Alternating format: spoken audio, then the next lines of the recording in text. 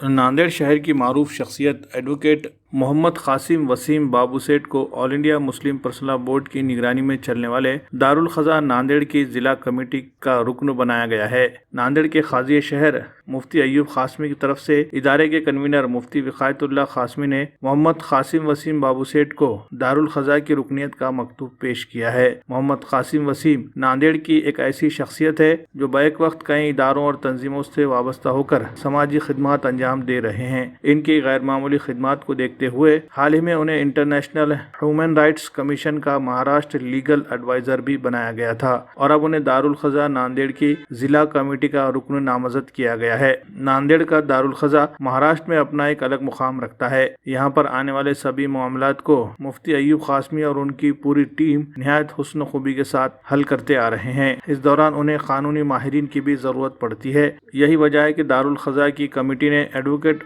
मोहम्मद कासिम वसीम बाबू सेठ को रुकन नामजद करके उनकी खिदमत से फ़ायदा उठाने का फ़ैसला किया है। दारुल ख़ज़ा का रुकन बनाए जाने पर एडवोकेट मोहम्मद कासिम वसीम ने क़ाज़ी शहर मुफ्ती अय्यूब क़ासमी का शुक्रिया अदा किया है।